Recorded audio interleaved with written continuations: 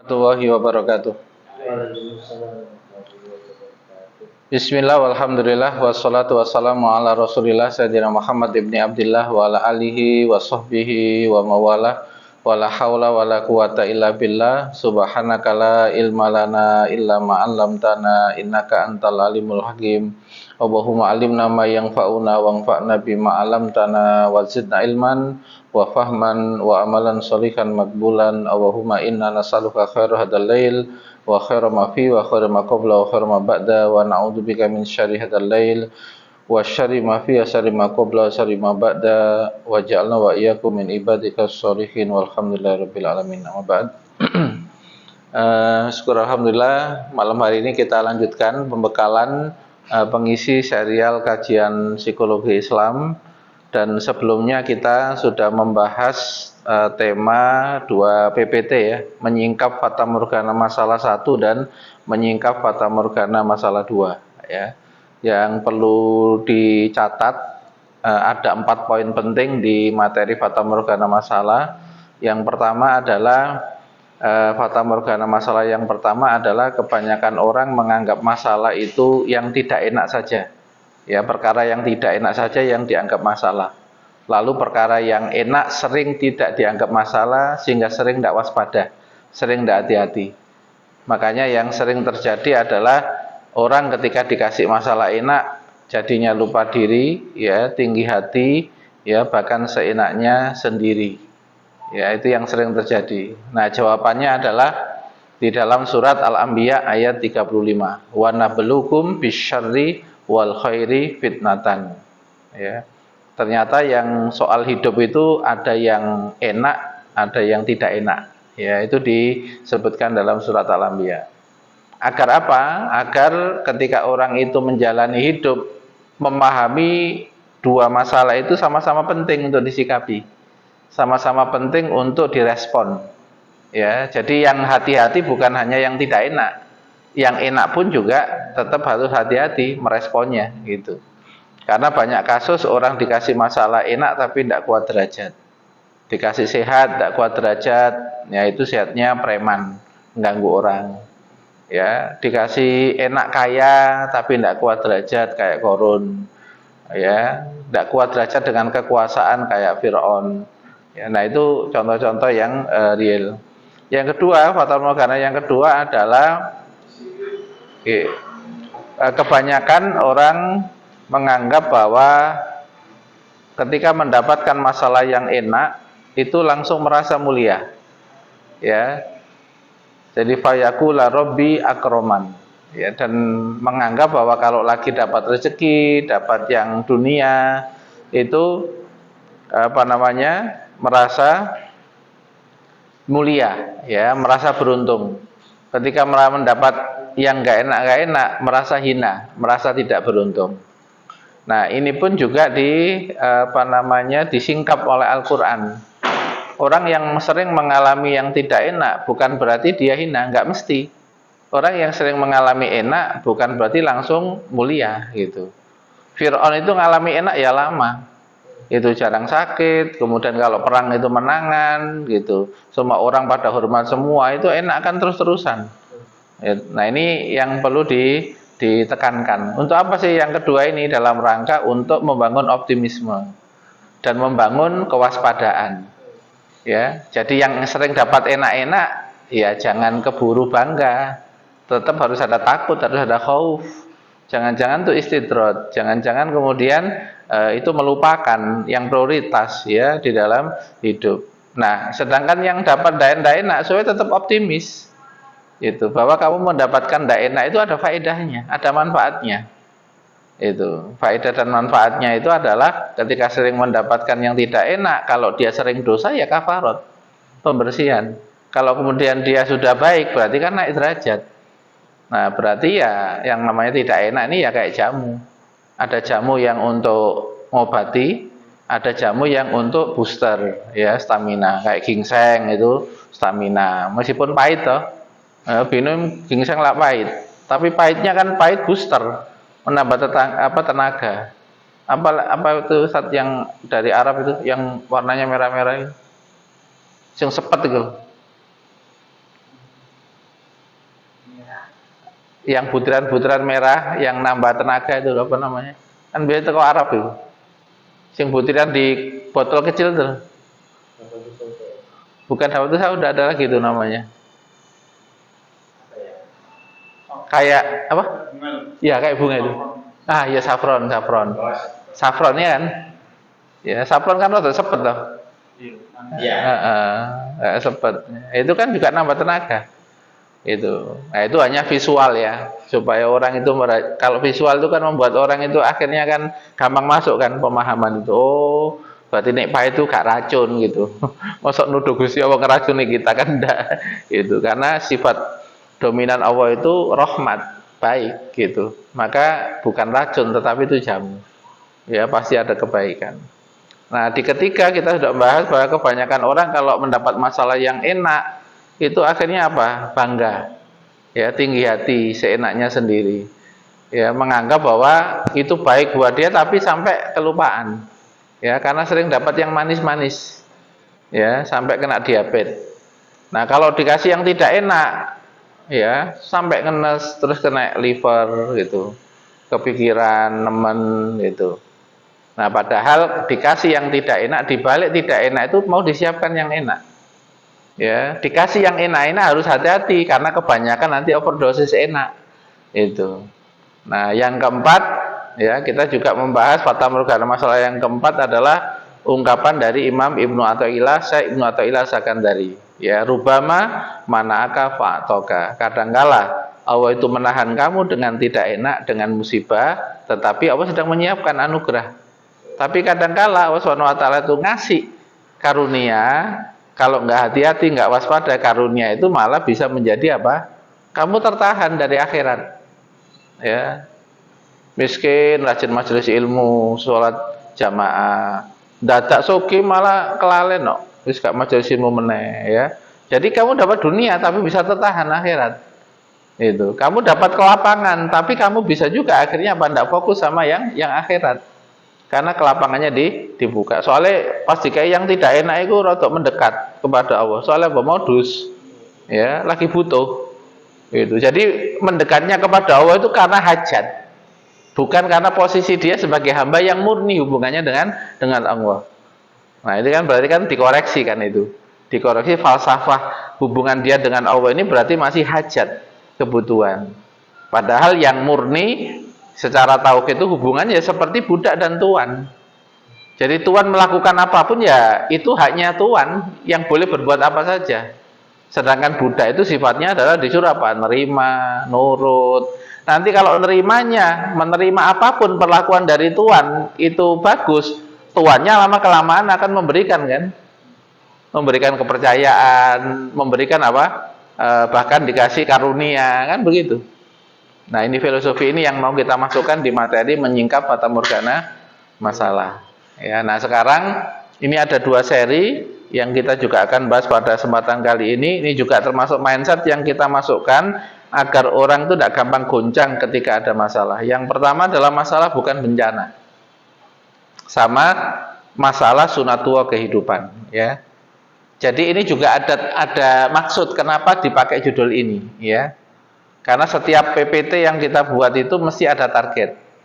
Ya, nah target yang pertama kalau masalah bukan bencana ini kan untuk menjawab orang-orang yang secara kejiwaan saat ada masalah itu merasa tidak beruntung, merasa dibully, merasa apa namanya itu loh kayak orang termiskin di dunia itu loh, dan malah mengatakan lebih baik sakit gigi daripada sakit hati. Itu siapa sih nyanyi?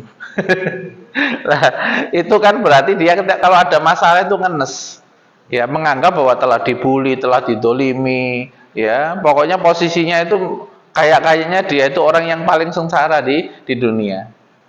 Nah, ini materi ini dalam rangka apa? Menghapus persepsi itu, ya, menghapus apa perasaan seperti itu dengan judul masalah bukan bencana. Masalah itu bukan akhir, bukan ending. Gitu. Masalah itu adalah apa? Titian untuk menuju kualitas seseorang yang menjadi lebih baik. Karena untuk menjadi lebih baik itu memang harus dikasih beban. Tapi beban itu bukan untuk menghancurkan, beban itu untuk menguatkan. Ya. Nah, filosofinya itu kayak seperti kurma, waktu menanam kurma. Ya, kurma yang bentuk biji itu kan dikasih beban batu supaya akarnya itu masuk ke dalam. Kalau melihat bentuknya kurma yang kecil dengan beban batu yang lebih besar, kayaknya kan ditekan, nah. Realitasnya kan ditekan. Tapi tekanan itu dalam rangka untuk menguatkan. Karena dengan tekanan itu kemudian dia melakukan sebuah langkah, yaitu apa? Dia mengakar ke dalam. Ya, ini kan filosofinya kalau orang itu dapat problem yang cukup banyak, itu jangan sering keluar. Maksudnya jangan sering nyalahkan keadaan, nyalahkan orang. Dia harus masuk ke dalam dirinya. Lalu kemudian ngomong sama Allah Subhanahu wa taala. Apa ya yang perlu saya perbaiki? Ya dia akan refleksi dulu. Gitu. Nah, kalau sudah sampai level begini itu berarti sudah naik ke level lawamah. Ya, level yang sudah mulai mengoreksi dirinya. Ini kalau terus-menerus akan jadi cerdas diri. Nah, cerdas diri itu nanti kan dia nanti akan lebih mudah untuk menjadi apa? Mutmainah. Kalau ini dilakukan terus menerus. Ya, makanya kalau level orang yang suka muhasabah itu level pertengahan. Itu namanya lawamah dia. Tapi kalau diteruskan nanti jadi orang cerdas. Nah, orang tuh kalau cerdas diri, nanti dia bisa cerdas nyikapi orang lain. Karena saya punya mesin jiwa, dia juga punya mesin jiwa. Bedanya apa sih? Bedanya cuma takdirnya beda gitu aja. Tapi efek takdir pada jiwa itu ya secara karakteristik ya mirip-mirip. Ada orang kena takdir yang menekan. Kalau tipe yang introvert itu ya mesti mendem. Kalau extrovert ya tipenya adalah fight, menyerang. Ya, jadinya pemberontak itu. Ya tipenya hampir-hampir mirip gitu. Nah, bagaimana yang tipenya pemberontak menjadi tenang, yang tipenya menghantam ke dalam kemudian menjadi rileks gitu, tidak dihantamkan ke dalam. Nah, ini kan juga ada tekniknya kalau mengenal jiwa. Itu. Nah, di antara tekniknya kan sebenarnya kalau kita bicara emosi kan kalau kita bisa menemukan mindset terbaik, biasanya emosinya mereda. Kalau belum ketemu mindset terbaik, biasanya emosinya nggak mereda. Makanya kemudian gamenya itu adalah apa? Mencari persepsi terbaik dari sebuah kejadian. Kalau ketemu itu malah nanti bisa enlightening, coba bisa pencerahan, ya, bisa pencerahan diri itu bisa muncul, gitu. Sebagaimana seperti kisahnya Nabi Yusuf alaihissalam, itu kan cerita ngenes kan? Kecil digangguin saudaranya, ya toh? Ketika dia beranjak untuk besar lagi digangguin di istana, ya toh? Sampai kemudian di penjara. Ternyata yang di penjara sing nulung lali ini suwe bid'ah sinin nih. Ya, bid'ah sinin itu hampir 8 sampai 10 tahun suwe, padahal katanya engkau tak tolong nih eling gitu. Nah, tapi memang itu dilalaikan sama setan buat gitu. Dan itu ketika itu diizinkan sama Allah Subhanahu wa taala, ini kira Nabi Yusuf ngenes apa enggak? Enggak ya. Itu malah dijadikan takorup, dijadikan doa gitu. Jadi kan kita lihat itu kan nggak pernah nyalahkan orang Nabi Yusuf itu. Saudaranya yang nggak disalahkan, perempuan yang memfitnah ya nggak disalahkan. Sing nang penjara habis ditolong jarene eling ya nggak disalahkan. Nah, itu kan masuk kategori kan muksinin. Gak iso metu eleke nang wong gitu. Makanya surat Yusuf ayat 90 kan kalimatnya apa? Allah tidak menyia-nyiakan orang yang muksinin. Ya, maksudnya apa? Ya ono wayahe, orang muksinin niku naik derajat. Ya, yang kemarin tuh kayaknya dikuyo-kuyo, ditekan-tekan gitu. Tapi dia tidak memikirkan tekanan-tekanan itu, tidak bahas itu terus. Tapi dia berpikir gimana saya itu melakukan strategi, gimana saya beradaptasi dengan tekanan supaya tekanan itu tidak sampai mengganggu mikir saya, tidak mengganggu pola sikap saya yang rutin, yang istiqomah. Nah, itu kan suatu kualitas yang naik kan dibanding dengan sebelumnya. Kalau itu bisa rutin, maka kasusnya bisa seperti Nabi Yusuf alaihissalam naik. Itu. Kenapa hantaman-hantaman tidak membuat dia keluar buruknya, sehingga naik derajat. Nah, makanya kemudian di sini ini nanti ada urutan materinya ya, sesuai dengan targetnya. Jadi target ini sesuai dengan urutan slide. Ya, di slide-slide awal targetnya itu memahami definisi masalah yang benar dan objektif. Ya, ini pun juga dalam rangka membentuk persepsi. supaya dia itu tidak punya kesan yang negatif terhadap masalah. Harus memilih definisi nanti, karena ada dua definisi yang dominan beredar di masyarakat tentang masalah. Yang pertama, definisi yang sifatnya netral. Masalah adalah segala perkara yang butuh jawaban dan pembahasan. Yang kedua, ada definisi yang dipakai dalam dunia ilmiah, ya, yaitu ketika ada satu keadaan, situasi, perkara yang masih belum sesuai dengan harapan. Ini biasanya dipakai dalam dunia ilmiah kan, buat skripsi macam-macam gitu. Nah, kita pakai yang mana? Nah, kita pakai yang definisi yang netral. Ya, ada dasarnya.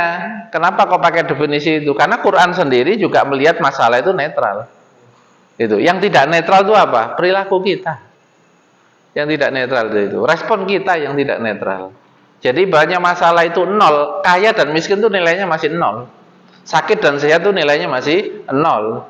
Orang berkuasa sama orang yang menjadi bawahan itu nilainya juga nol, sama-sama netral. Ada yang dikasih masalah jadi bawahan, ada yang dikasih masalah jadi atasan, ada yang dikasih masalah kekayaan, ada yang dikasih masalah kemiskinan, nilainya nol gitu.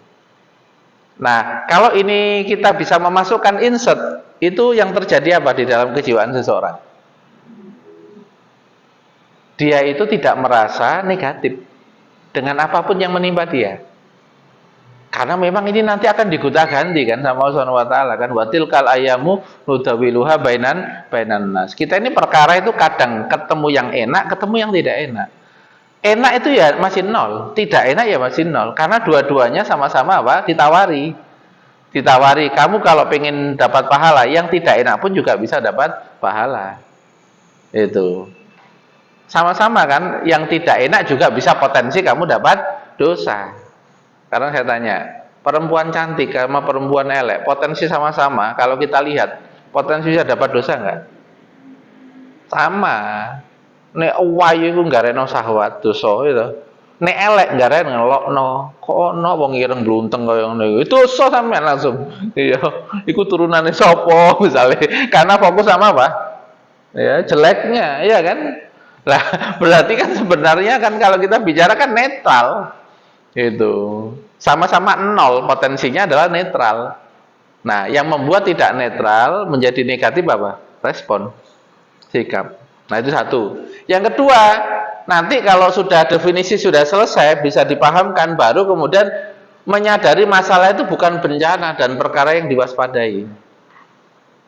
Sampai pada titik dia itu tidak alergi dengan masalah.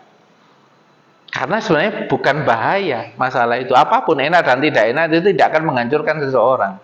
Tidak akan menghabisi masa depan seseorang. Jadi misalnya ketika orang itu dikasih kasus anak cacat, itu tidak akan menghabisi. Bahkan anak cacat tapi wong tuane bener, malah jadi keajaiban. Ya kan? Seperti Putri Aryani itu. Atau yang kalau non muslim seperti Nick Vujicic itu. Yang non muslim itu. Ya, yang potong kanan kiri itu. Itu kan jadi motivator dunia akhirnya. Gajinya puluhan ribu dolar gitu. Nah, dan dalam hadis Nabi kan juga disebutkan kan, Allah tidak pernah mendolimi sedikit pun dari hambanya. Kalau orang muslim berbuat baik, maka dia dikasih balasan di dunia dan di akhirat, kan gitu. Dan ketika ada orang kafir berbuat baik, kebaikannya dibalas total di dunia, tapi akhirat tidak dapat apa. Clear kan dengan riwayat itu kan? Ketika ada non muslim melakukan sesuai dengan spirit daripada agama, karena ajaran Islam kan rahmatan lil alamin. Siapapun yang pakai itu, ya dia kasih efek sama Allah Subhanahu wa taala. Nick Vujicic ini ya pertama ya stres sampai mau bunuh diri. Tapi lama kelamaan kan sadar, dikasih tulisan-tulisan sama ibunya itu. Tentang tulisan orang cacat berhasil, orang cacat ini berhasil. Semakin dia pede, oh berarti meskipun cacat, ternyata banyak yang orang-orang cacat itu bisa sukses melebihi orang-orang yang normal, yang cacat. Akhirnya kan muncul semangat itu. Bahkan bisa berenang kan, bisa berseluncur gitu. Nah, itu kan akhirnya kan semakin optimis sih. Nah, ini yang dimaksudkan dengan apa? Sampai menyadari bahwa jangan mewaspadai masalah, karena masalah itu akan beredar dimanapun berada. Dan masalah yang diwaspadai malah siapa? Nah ini yang ketiga itu, menyadari bahwa perkara yang perlu diwaspadai adalah apa? Diri manusia sendiri. Nah kalau itu, nah nanti dikasih contoh-contoh. Ya, kasus-kasus orang yang tidak waspada dengan dirinya sendiri, meskipun potensinya besar, hancur. Betul nggak? Seharusnya secara logika, kaya, banyak kesempatan. Tapi ada nggak orang bapaknya kaya, banyak kesempatan, tapi jadi anak yang manja? Ada nggak? Ada. Ya, toh? Itu namanya kan kesabotase. Terus kemudian tidak malah mempersiapkan diri kan. Orang kalau mikir normal, yang akal sehat kan mumpung kaya, berarti saya harus mengumpulkan potensi-potensi melalui kekayaan saya sehingga masa depan saya nggak tergantung sama orang tua saya. Karena orang tua saya juga bisa wafat. Ya toh? Hartanya juga bisa habis, bangkrut, mendadak, ya kan? Nah, ini kan cara berpikir yang kemudian apa namanya, kalau kita sampaikan perkara yang perlu diwaspadai gak masalah. Tapi dirimu sendiri. Nah, baru yang terakhir itu nanti memahami berbagai aspek diri yang perlu diwaspadai. Dalam diri kita itu apa saja sih yang perlu diwaspadai? Nanti ada keyakinan. Karena yakin itu kan nanti lawannya apa? Ragu dan bimbang. Orang nih ragu dan bimbang menjalani hidup dilema. Nih dilema, suwe-suwe apa? Stres, gak ketemu jawaban. Roto-roto kena apa? Nih gak migrain, vertigo, ya. Orang kakek dilema ya biasanya. Uteknya gak kuat, nyonggo. Gitu. Lah kalau orang itu sudah yakin itu biasanya mantep. Ya, nggak kanan nggak kiri, ya ini itu. Apapun komen orang, apapun nanti aku jawab. Ya selesai dia, menjadi orang yang tidak terombang-ambing. Nah, kita lihat slide-nya sekarang ya. Clear ya target ini ya. Ini kayak pembekalan guru ini kemudian. Ono TIK, ono TIU bareng. Tujuan instruksional khusus umum, tapi aku nggak pakai umum khusus ya, langsung aja ya. Kalau di sekolah ada umum dan khusus ya. Nah, kemana tadi? Uh, oh ya benar ini. Makanya definisi dulu. Ya, ini definisi di kamus. Ya. Jadi qadiyatun au makan au du'a baksin au nadrin ya. Masalah adalah segala sesuatu yang membutuhkan pembahasan dan perhatian. Kan nggak ada negatifnya kan? Pokoknya perkara yang butuh jawaban, perkara yang butuh pembahasan. Ya, sa'ala yas'alu su'alan, kan begitu pertanyaan sebenarnya. Itu mas'alatan itu sebenarnya perkara yang butuh jawaban gitu aja. Perkara yang butuh pembahasan sekaligus jawaban. Nah, sama ini ya, for solution or discussion, asal sama. Nah, maka dari definisi di kamus ini kan kita ambil yang ini. Itu karena ini yang sesuai dengan realitas agama. Netral. Itu. Nah, kalau dalam dunia ilmiah itu memang targetnya adalah supaya orang itu mencapai sebuah target kan. Itu. Maka pakai definisi masalah adalah segala sesuatu yang tidak sesuai dengan harapan. Itu. Nah, ketika kita sudah tahu netralnya masalah, baru kita bicara, waduh, wah ini ya, masalah. Jadi masalah itu masih netral, tetapi yang menyebabkan dia jadi bencana atau jadi berkah, ya tergantung ini, apakah amal salah, apa amal soleh. Ya, kalau masalah plus amal soleh ya berkah, ada tambahan kebaikan nanti. Itu. Pertama tambahan kebaikannya apa? Dapat ilmu. Ya toh? Tambahan kebaikan kedua apa? Mentalnya tambah kuat. Nek wong nggak pernah dapat masalah ya nggak teruji lah mentalnya. Ya, bahkan dengan masalah kadang dia dapat relasi. Ya kan, dapat terbuka jaringan. Soalnya ya apa nih wong duwe masalah kan saudara ini nemu banyak orang sampai ketemu sing cocok ya kan. Ya. Berarti masalah itu bisa mengantarkan pada keberkahan. Nah, cuma kan ya harus disetting mindsetnya dulu kan. Itu. Sing mbok pikir iku ojo masalahmu, tapi amal opo yang masih bisa kamu lakukan. Itu nanti kalau lebih detail lagi nanti bahasan saat yang akan datang itu kan kaidah amal kan ada nanti. Amal hatinya dulu. Amal hatinya itu kayak apa yang ditata. Nah, nanti ada kaidah amal hati. Berikutnya nanti ada amal jasad. Amal jasad juga ada kaidahnya. Itu. Salah satu kaidah amal jasad kan tidak boleh melebihi kapasitas. Itu. Kan banyak kan orang itu ikhtiar tapi sprinter. Tabraki kuwabe, waktu ibadah tabraki. Halal haram tabraki. Haknya orang tabraki, ya kan? Yang itu nanti jadi nggak berkah. Jadi problem. Nah, padahal kan Bunda Hajar itu kalau ikhtiar mosok ya sprinter. Sa'i itu lari kecil, mosok no umroh itu sprinter balapan tabrakan. Enggak ada syariatnya sprinter. Itu filosofi ikhtiar kan di ceritanya Bunda Hajar kan, sa'i gitu aja. Dan Qur'annya juga mengatakan famsu fi manakibiya wa kulu mir rizki, berjalan. Tak yang lari itu bafafiru ilamu. Nang Gusti Allah melayu, latihan fokus nang Gusti Allah itu kayak wong melayu.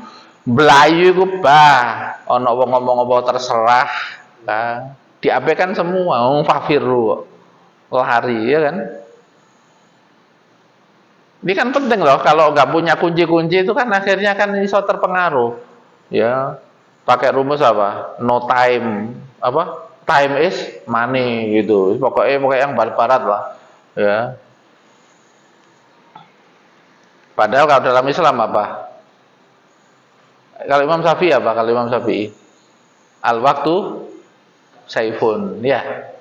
Kasaif ya, al waktu kasaif. Waktu seperti pedang, punya sisi kan, ada sisi tumpul, ada sisi tajam. Ya hati-hati megangi. Maksudnya apa? Ya harus manajemen waktu kan begitu. Ya. Kan ada manajemen kompas, ada manajemen jam. Manajemen kompas itu memanage target. Nah, setiap target itu ada prioritasnya dewi-dewi. Nah, cuma setiap target itu mesti ada namanya schedule. Namanya manajemen jam, kan begitu kan? Ya. Nah, kalau dua-duanya ini nggak hati-hati, salah target iku ya dadi masalah, padha karo wong tersesat. Dadi banyak waktu yang tersia-sia, banyak amal yang kemudian ndak berfaedah kan gitu kan? Tapi manajemen jam juga penting. Karena kalau nggak bisa memanage waktu, akhirnya apa? Sing kena apa? Fisik bisa kena. Ya, yang kedua akhirnya keluarga kita juga bisa kena. Ya, ketika nggak proporsional. Nah, sekarang pandangan Islam, ya. Tadi kan cuma dikasih slide umum ya, berubah bencana, berubah berkah. Nah, ini dalil bahwa kalau ada perbuatan yang nggak hati-hati itu bisa menjadi bencana. Dalilnya ini, wa ma asobakum min musibatin fa bima kasabat aidikum. Kan bukan disebabkan masalahnya, tapi bima kasabat aidikum. Perbuatan kalian. Nah, perbuatan itu dari sisi siapa? Masalah atau diri kita? Diri kita. Ya toh? Nah, lagi yang lain. Doharul fasadu fil bari wa bahri bima kasabat aidin nas. Loh. Bukan masalahnya lagi, tapi fokusnya apa? Perbuatan manusia. Nah, efek dari perbuatan manusia itu berupa apa? Bencana. Liyudikohum, bencana efek perbuatan kita yang salah itu nanti akan dirasakan kepada kita. Ya, contoh misalnya, kita ini hutang sama orang. Ya, di dalam hadis sifat Imam Bukhari itu kan dikasih adab orang berhutang. Ketika orang berhutang kepada orang lain, sejak dia berhutang, dia sudah azam. Ya Allah, saksikanlah saya akan membayar. Itu disebutkan dalam hadis riwayat Bukhari. Kalau kamu berazam begitu, Allah akan bantu kamu mudah bayar utang. Rahasia ini kan jarang, banyak yang tahu hadis ini. Ya kan? Sing ngero itu ya hadisnya apa tentang apa? Yang sering didengar itu apa hadisnya? Hadis tentang fadilah memberi utang. Itu. Ya. Tetapi adab berhutang itu jarang. Ya, dipahamkan. Padahal itu salah satu kunci kesuksesan di adab itu. Karena itu kan adab hati kan kepada Allah. Oh, saya ini sedang berinteraksi dengan makhluknya. Yang makhluknya ini sedang diamanai harta yang banyak. Maka sebenarnya saya berhutang kepada dia ini sebenarnya adalah saya berhadapan dengan Allah, bukan berhadapan dengan penghutang saja. Karena Allah juga menurunkan aturan kan antara penghutang sama peminjam. Maka Allah melihat hati kita, punya keinginan nggak, azam yang kuat nggak. Berarti kalau orang punya keinginan, berarti kan nanti akan persiapan kan. Itu juga dilihat oleh Allah Subhanahu wa taala. Nah, nanti kalau dijaga terus, maka nanti akan ditolong oleh Allah sepanjang perjalanannya. Itu, ya. Nah, ini perbuatan manusia. Nah, ini juga yang dalil tentang kenapa sebuah masalah itu direspon dengan kufur, ya, dengan menutup diri dari perilaku yang benar, yang kemudian muncul adalah apa? Kelaparan dan ketakutan. Awalnya aminatan mutmainatan. Awalnya negeri itu ya aman, damai, sentausa. Tetapi fakafarat bi an umillah. Tapi dia mengkufuri nikmat-nikmat Allah. Fa'adaqahum wal libasal ju' wal khauf. Dikasih pakaian. Maksudnya pakaian itu menyelimuti, ya.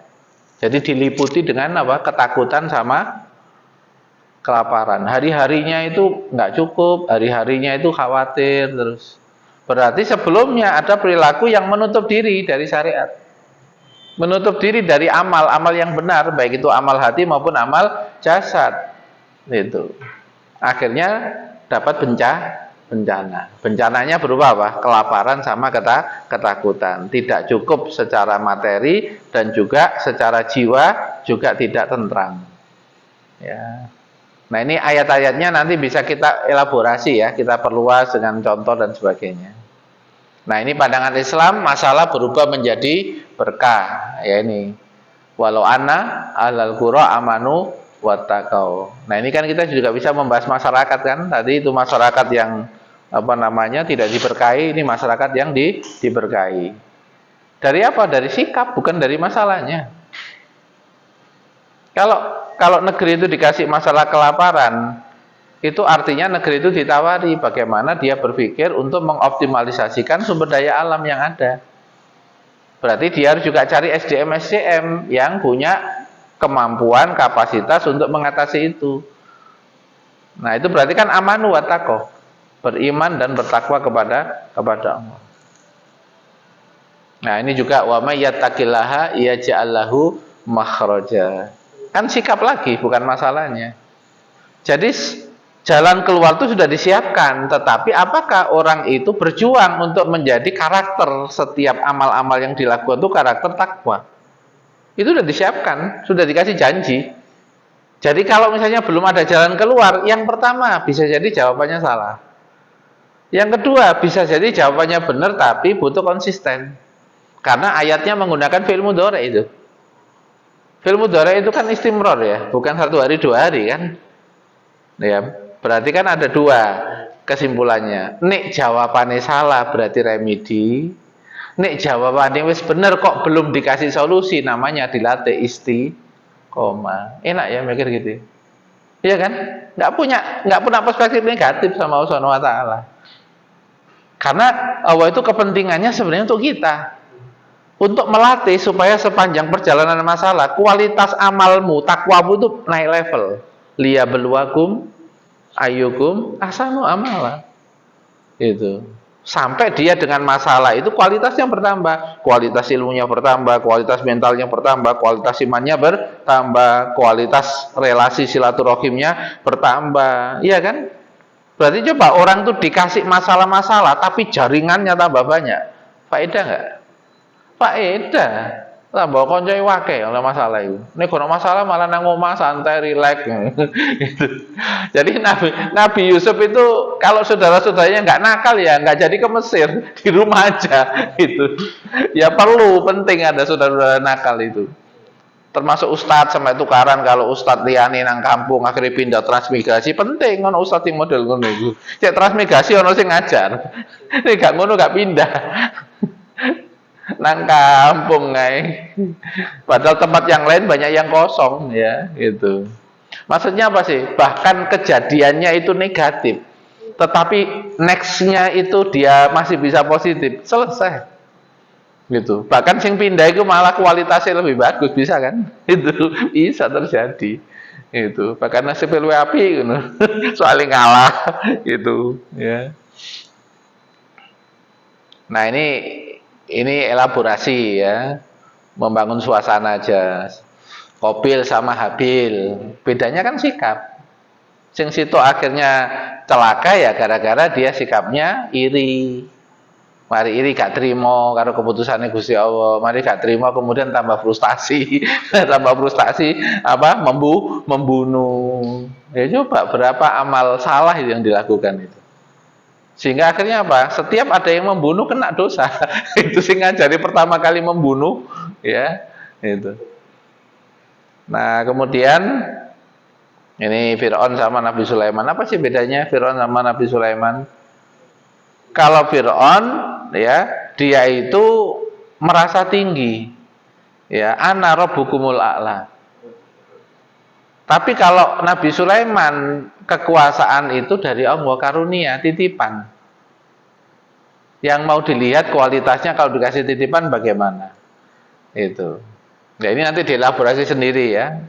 Kemudian, nah ini kisah Nabi Yusuf ini. Ini kan juga bisa memberi gambaran ya. Secara tampilan visual, Nabi Yusuf itu terhina.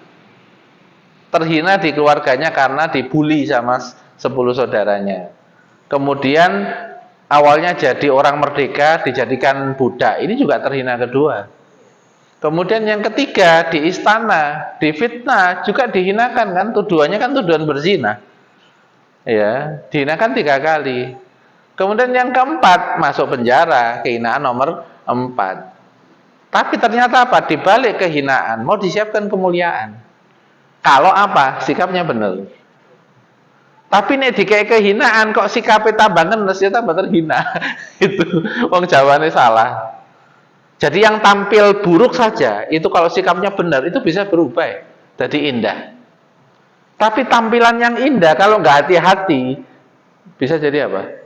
Buruk, nasib buruk yang nggak henti-henti, ya kan? Seperti Fir'aun kan tampilan indah, perang menangan terus, nek noding pasukan ikut semua, nggak ada yang berani, ya kan? Itu. Tapi ketika nggak waspada, ngaku Tuhan kan, wah salah. Nah ini ya, nah ini rumusnya Nabi Yusuf sukses kan di ayat 90 itu, ya. Jadi suksesnya Nabi Yusuf itu pokoknya loro. Terkendali emosi sepanjang masalah. Dan yang kedua, mengekang buruk tidak keluar. Yang keluar baik aja. Minimal gak keluar elek, nek iso keluar api. Nek gak keluar elek, kualitas sabar. Nek keluar api terus, kualitas muksinin. Nah, coba bayangkan. Muksinin sama sabar bagian dari takwa. Itu. Muksinin itu level puncak. Karena ada muksinin kepada Allah, ada muksinin kepada hamba. Kalau muksinin kepada Allah itu antak budangwa ka'ana katarohu. Ya, jadi ketika dia beribadah itu yang dilihat itu tidak lagi kemudian gerakan ibadahnya, tetapi apa kesadaran yang tinggi itu kesadaran sedang berhadapan dengan raja yang memiliki sifat yang sempurna dan sifat yang baik. Ya, sehingga kalau dia sholat ya merasa berhadapan dengan zat yang seperti itu. Itu. Sehingga ada adab-adab yang terbangun karena rasa itu terbangun. Itu muksinin. Itu kepada Allah. Tapi ada juga muksinin kepada hamba. Itu, hamba yang menjengkelkan, dia bisa bersabar.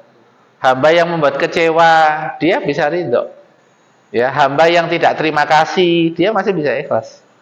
Itu. Nah, itu kan sebenarnya kan apa namanya? Kemampuan seseorang untuk melihat bahwa di balik yang tidak enak tawaran pahala. Tawaran amal soleh. Yang tawaran amal soleh pahalanya lebih besar. Karena pengorbanannya lebih besar, perjuangannya lebih besar. Misalnya orang miskin yang tawaduk sama orang kaya yang tawaduk, besar mana pahalanya? Ya besar orang kaya. Nek wong miskin rendah hati ya sepantasnya lah. Apa ate mbok unggulno? Cak, wong gak diopo-opo ate petentang-petenteng. Tapi nek orang kaya ada potensi petentang-petenteng kok bisa tawaduk. Nah, hebat itu. Orang miskin qanaah lebih besar pahalanya daripada orang kaya qanaah. Orang sugih gak qanaah ya kebacot cak sampeyan cak. Wong duwite akeh, karek gesek ATM nang mulai gak ndelok bandrol kok. Anggur saut-saut ae. Lah, makanya kan ya amal soleh itu kan beda-beda tuh ya untuk tiap orang itu. Makanya kan kita tuh tidak bisa melihat orang itu hanya dari sisi jenis amal. Bisa jadi jenis amal satu bagi orang itu pahalanya luar biasa, bagi kita biasa. Ya, makanya kan dikasih ragam jenis amal itu kan memang Allah juga memberikan ragam jenis keadaan dari masing-masing orang. Itu. Sehingga kalau kita mengukur kualitas kan tidak bisa kuantitas amal seseorang kan tidak bisa. Karena apalagi juga ada amal hati yang nggak kelihatan. Ya tak? Amal hati kan amal mahkota. Itu. Yang amal lahir ini amal apa? Amal berikutnya. Yang amal lahir ini bisa hilang kalau amal hatinya itu bermasalah. Itu. Nah, kalau ini sifatnya contoh-contoh. Contoh-contoh real. Kalau saya sih biasanya ngasih contoh real. Ya. Ada orang miskin kok konaa, gak jaim, ringan tangan. Yo Idul Fitri renes konguan karo sarung itu. Nang kampung gak ada jaim kok. Tolong, angkat, ngono. Terus sering senyum ngono. Kakaken keluh kesah. Ngene wong sugih ya seneng. Ya, wis disiapno Idul Fitri. Nah, itu contoh contoh real. Nah, ini nanti dielaborasi sendiri ya. Nanti kayak yang bersyukur gimana gambaran di masyarakat itu. Sakit juga gitu. Ini biasanya kita ambil dua contoh kalau dalam presentasi. Contoh yang miskin sama contoh yang sakit misalnya, itu lebih mengena. Nah, maka sikap yang tepat apa? Jangan salahkan masalah. Ya. Karena Allah itu sudah ngomong apa? Wa ma rabbuka bidzalamin lil abid. Banyak ayat la yadlimu rabbuka ahada. Ya, Allah tidak pernah mendolimi hambanya dengan ngasih masalah ini, nggak pernah. Itu banyak ayat-ayat itu nanti kita sampaikan. Ini salah satu contohnya. Ternyata yang punya potensi menghancurkan kita itu adalah apa? Diri sendiri. Sumber kerusakan itu di dirimu sendiri sebenarnya. Maka yang diwaspadai. Nah, ketika sudah selesai yang ini, baru ada pertanyaan, mana perkara yang paling berpotensi menghancurkan dan merusak? Masalah atau diri sendiri? Itu ditanyakan nanti ke jamaah. Kalau buanter diri sendiri, berarti pada tobat. Berarti materi yang tadi dijelaskan itu sudah masuk gitu. Ini kan teknik untuk mengukur kan, ya. Nah, yang kedua, mana perkara yang paling diwaspadai, masalah atau diri sendiri? Kalau tetap diri sendiri, berarti lulus secara akal. Masalah praktek ya, naik turun, itu praktek kan berikutnya. Ya. Nah, ini baru aspek-aspek diri yang perlu diwaspadai. Kayak gini ini biasanya saya cuma ngambil dua contoh. Ya, cuma yang disebutkan dulu keyakinan. Itu. Karena beda antara orang yang yakin sama ragu-ragu. Nek wong yakin ku ya mantep optimis. Nek wong ragu-ragu dilema, iku ya gak jelas. Ya. Gak jelas apa? Nek ngomong ya gak jelas, hati bersikap apa sing bener sing ini gak jelas, itu tandanya di dalamnya keyakinannya masih bermasalah. Itu. Yang kedua, bisa juga standar yang dipakai ya untuk mengambil keputusan bermasalah. Mau standar manfaat atau standar ridho Allah ya. Nah, itu standar biasa standar. Kemudian nanti mindset, cara mikir, ada cara mikir yang benar, ada cara mikir yang salah. Yang lain, kalau kita nuntut orang harus diwaspadai. Ya nek wong siap dituntut. Yang kedua, ya nek dia kapasitasnya sesuai tuntutan. Nek gak ya siap-siap berontak wong. Sampai nuntut terus. Ya, mak iku instruksi ya. Gak delok anak iku lagi apa ngono. Moro-moro anak mau wangkel karena merasa apa? Mamanya ndak mengetahui keadaan dirinya. Bisa terjadi nggak? Bisa, apalagi tipe mamanya itu panikan. Nek ngongkon itu 10 menit ngongkon 5. Gitu. Sampai anak iki crowded iki, mama crowded iki sing dhisik. Sing dilakoni sing endi. Gitu. Paham ya? Itu contoh-contoh real kan itu. Dikiranya lalu anaknya ini gak taat, apalagi dikatakan durhaka macam waduh tambah loro kabeh itu. Padahal anak itu burung balik kok durhaka, itu burung ono catatan kok durhaka ya. Ini belum ada catatan ya, belum ada nilai durhaka kok kesusu durhaka. Ya enggak? Itu. Nah, itu nanti anulah ya, cari contoh-contoh yang berkesan ya untuk ambilkan. Nah, ini terakhir sebagai anu aja. Karena amal kita ini punya potensi buruk, akhirnya kan ada doa yang diajarkan supaya amal kita itu nggak cenderung buruk, sehingga kita berlindung dari amal yang buruk. Itu. Karena apa? Karena kita ini tidak bisa mengandalkan diri ya, dengan amal kita sendiri. Karena amal kita bisa ke baik, bisa ke buruk. Maka kita minta tolong sama Allah sepanjang kita beramal supaya kita ini dilindungi dari amal yang buruk. Karena amal yang buruk bisa menimbulkan bencana pada kehidupan kita dunia dan akhirat. Ya. Clear ya? Ini PPT yang pertama. Sebelum saya lanjutkan yang kedua. Bisa dipahami nih yang pertama? Ya, monggo silakan. Bismillah.